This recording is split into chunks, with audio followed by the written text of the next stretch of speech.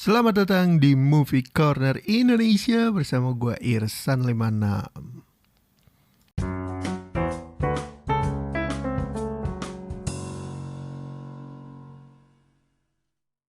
Selamat Hari Kemerdekaan untuk negaraku tercinta Indonesia yang ke-76. Doa terbaik untuk Indonesia dan semoga lekas pulih dari kejadian yang menimpa dalam 1,5 tahun ke belakang. Ya, mungkin langsung aja kali ini gue mau ngebahas film yang cukup rame dan sedikit berhubungan dengan kemerdekaan Indonesia, tapi lebih banyak berhubungannya ke Indonesianya. Dan ini sempat jadi kontroversi gitu ya, tapi at the end akhirnya tayang juga. Tak lain dan tak bukan seperti yang lo orang baca di judul The Is atau The Oos dalam bahasa Belanda yang disutradarai oleh Jim Taihutu yang tak lain dan tak bukan adalah personil dari Yellow Claw yang memiliki nama panggung Jim Ashker. Gue nggak tahu cara baca namanya yang benar, gue cuma tahu Yellow Claw. Anyway, langsung aja mungkin kita bahas tentang filmnya. Pertama gue akan bahas sinopsis terus langsung ke pembahasan karena gue juga nggak mau lama-lama ya. Dan gue juga lagi sibuk. Ini gue rekam pas midnight, jadi ya udah kita lanjut aja. The Is atau The Oos, film garapan dari Jim Taihutu ini menceritakan tentang seorang tentara muda Belanda yang dikirim ke Indonesia, tepatnya ke Semarang pasca Perang Dunia II untuk menekan upaya kemerdekaan Indonesia. Nah, ketika dia sampai di Indonesia dan melakukan perintah sesuai dari arahan negaranya dia tentunya, dia ngelihat sesuatu dari perspektif yang berbeda dan menggunakan hati nuraninya.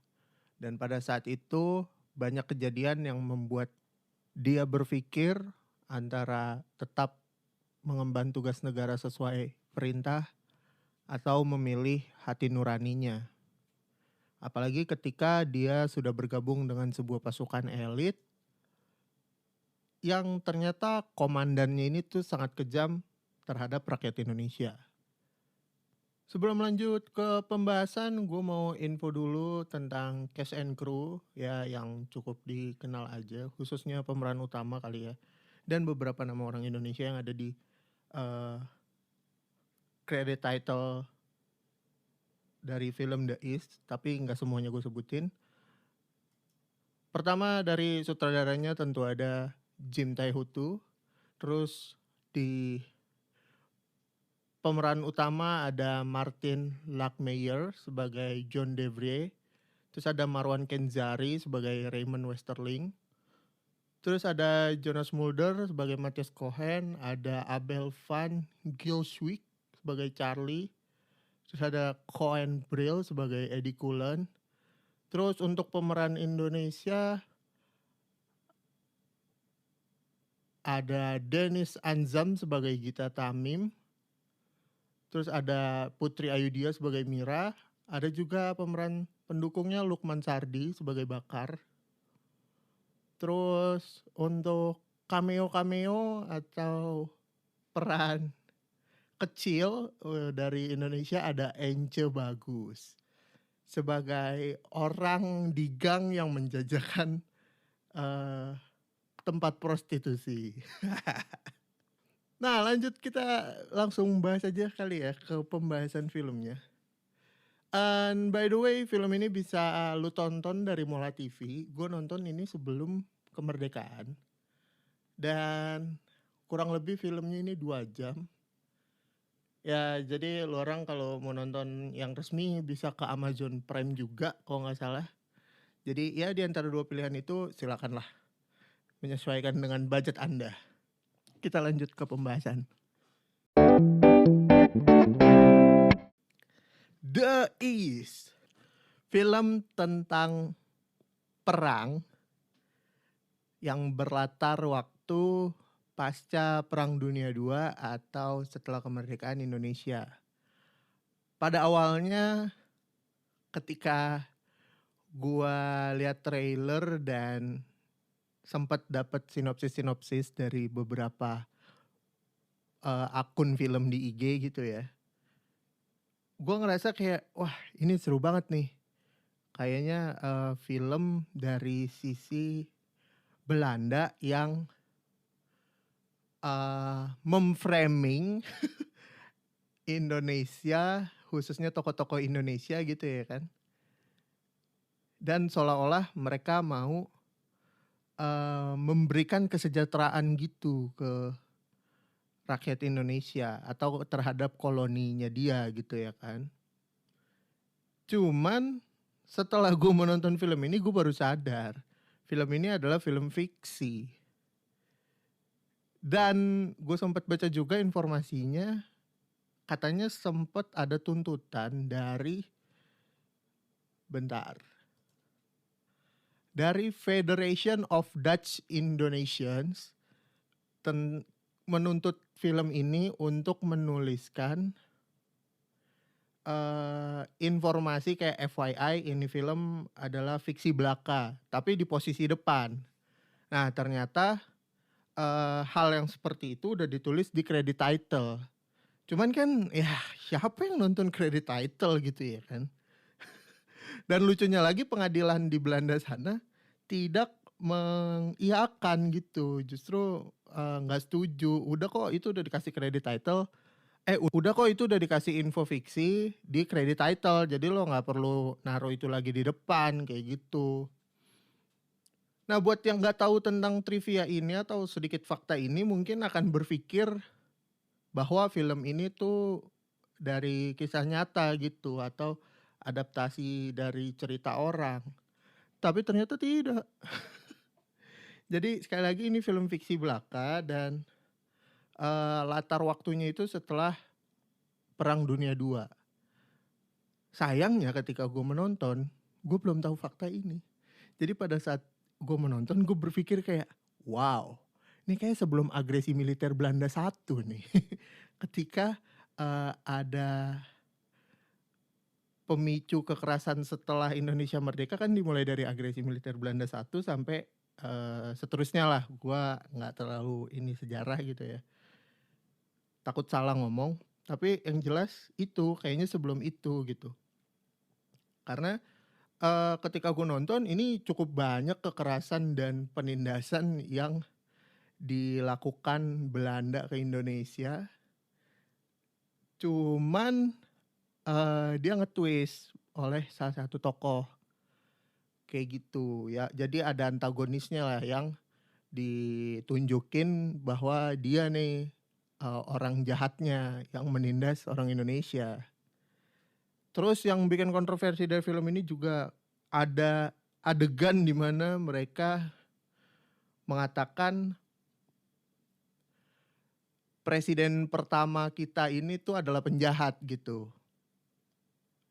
Ya nggak tahu juga ya karena mungkin di mata Belanda mungkin kayak gitu. Tapi balik lagi ternyata ini kan fiksi. Jadi ya namanya fiksi ya udahlah ya.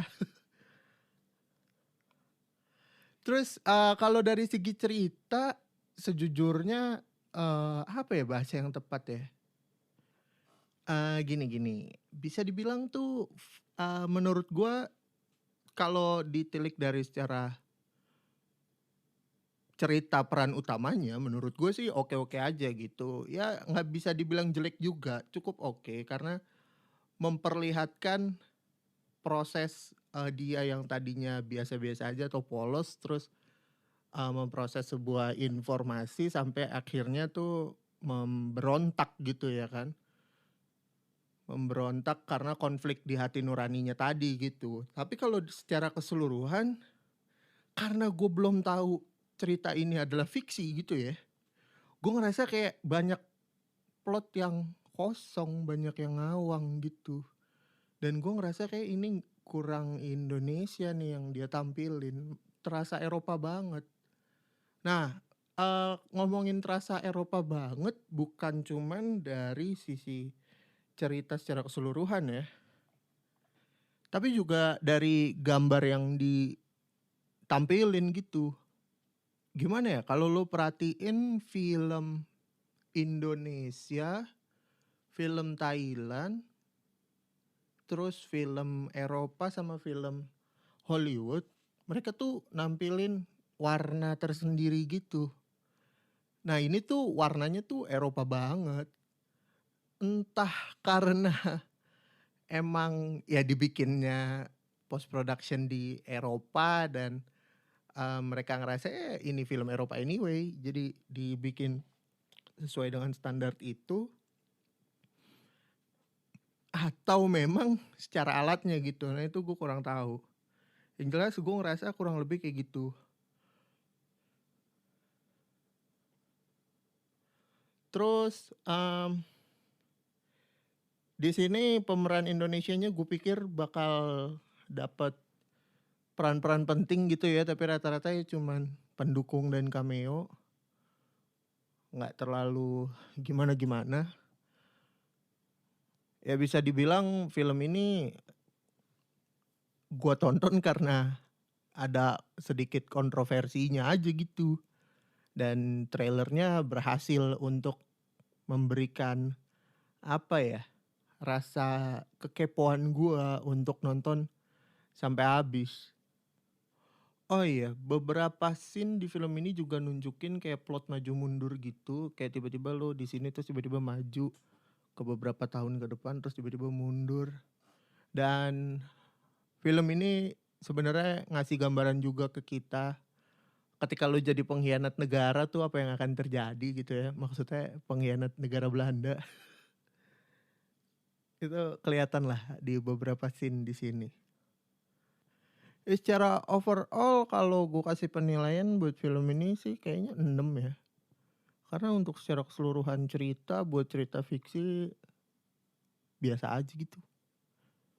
Bahkan kalau sebenarnya cerita ini diadaptasi dari kisah nyata atau benar-benar ada gitu secara plot time-nya gitu, secara plot waktunya, banyak hal-hal yang apa ya, kayak ngerasa oh ini dibuat-buat, tapi kan ini fiksi ya, jadi iya udah. Kalau sebenarnya itu berdasarkan waktu nyata sih mungkin bakal makin terasa apa nih dibuat-buat nih kayak gini kayak gitu. Ini nggak ada nih di sejarah tertulis. Bahkan ketika lu cari itu di buku ya, yang bukan cuman buku Indonesia gitu.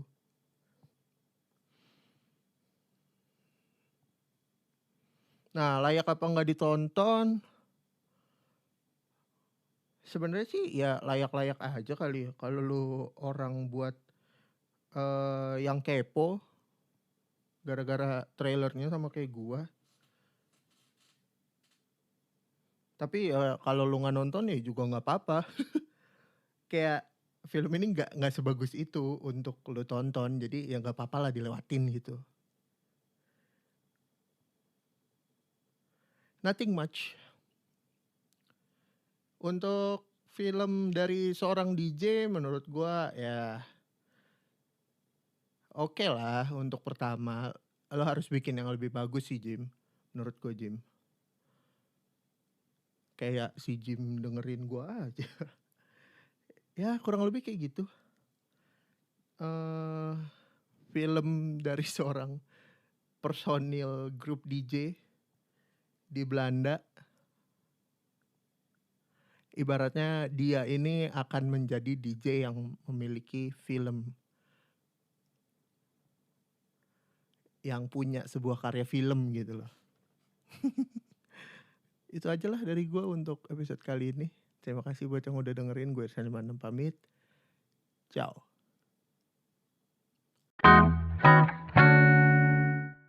Oke, thank you yang udah dengerin podcast Movie Corner Indonesia. Sampai ketemu lagi di episode selanjutnya. Follow gue di @irsan56. Bisa langsung DM rekomendasi film ke situ. Terakhir, gue Irsan 56 pamit. Ciao.